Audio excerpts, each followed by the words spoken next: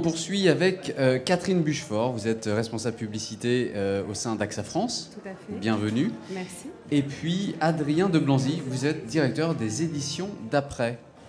Isabelle, je te laisse commencer. Alors Catherine, la signature d'AXA depuis 2008 est une très belle signature puisque c'est Réinventons notre métier.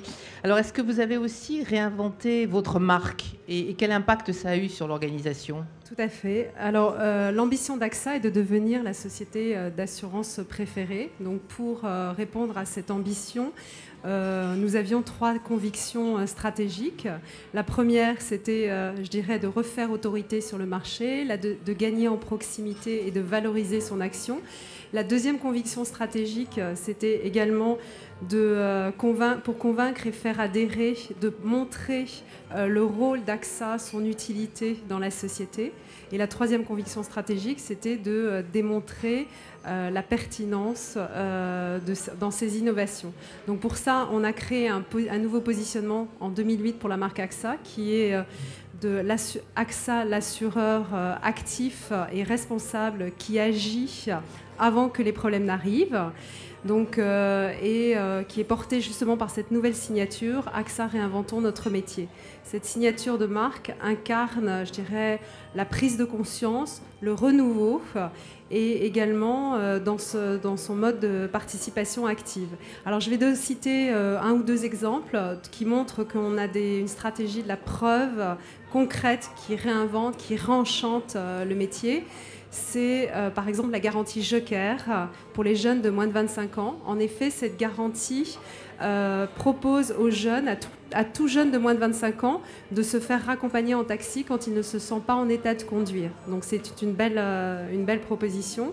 On a plein d'autres preuves de ce style, puisque AXA a cherché à avoir des preuves concrètes, tant vis-à-vis de ses clients, de ses collaborateurs, et aussi d'intervenir dans la société avec une participation économique et sociale.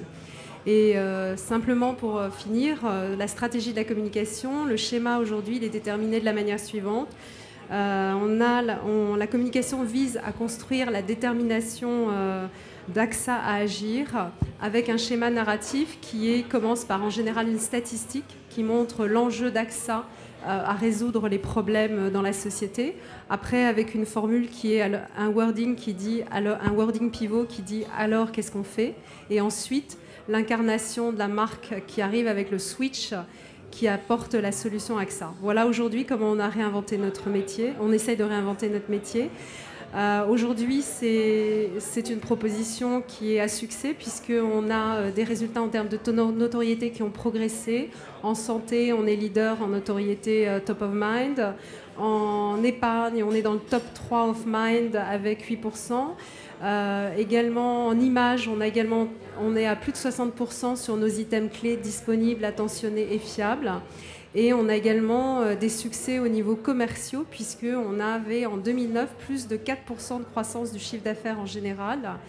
Et enfin, on a également obtenu l'adhésion de notre réseau, puisque 93% des agents généraux ont aimé la campagne et 75% s'en souvenaient après la campagne. Donc voilà.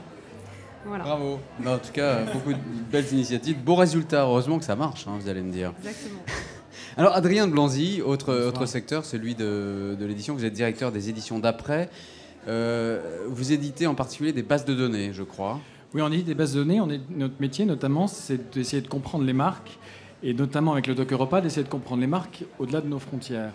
On a créé une source d'information, qui est le Doc Europa, qui essaie de comprendre les marques, et notamment qui est derrière les marques. Et on a essayé de mettre en place un pôle d'information avec une équipe qui est européenne, de gens qui sont allemands, anglais, italiens, etc. Et on essaie d'être une vigie de l'actualité des marques en Europe et d'essayer comme ça de voir comment est-ce qu'on peut aider en montrant ce que fait une marque en Espagne, en Italie ou aux Pays-Bas, les autres marques en Europe, de voir un peu ce qui se fait. Qui sont vos clients ? Nos clients sont les agences de com qui, en s'abonnant à nos services, obtiennent une information sur l'actualité des marques en Europe. Qu'est-ce que vous constatez comme évolution majeure parce que vous les étudiez en dehors de France, justement. Les enjeux sont-ils les mêmes ailleurs ? C'est assez intéressant parce qu'effectivement, on pourrait croire que les enjeux sont les mêmes et que les marques ont une façon un peu similaire de communiquer, mais je dirais que chaque pays a ses spécificités.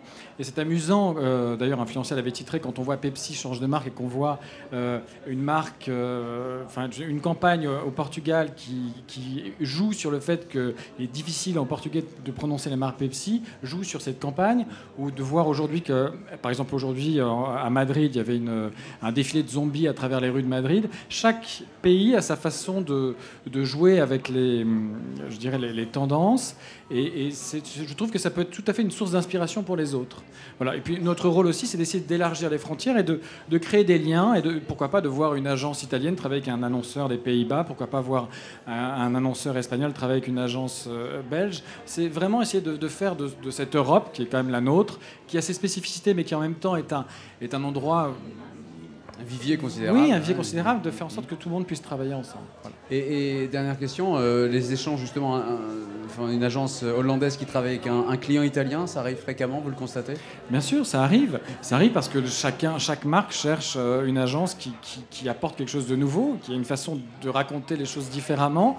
Et c'est vrai que la vitesse aujourd'hui où on diffuse l'information, on sait très vite qu'une agence a une véritable façon différente de traiter un sujet. Et donc voilà, on essaie d'être cette espèce de vigie qui rend compte de cette information. De l'état du marché européen. Merci beaucoup. Catherine Buchefort, je rappelle, responsable publicité au sein d'AXA France, et Adrien de Blanzy, directeur des éditions d'Après.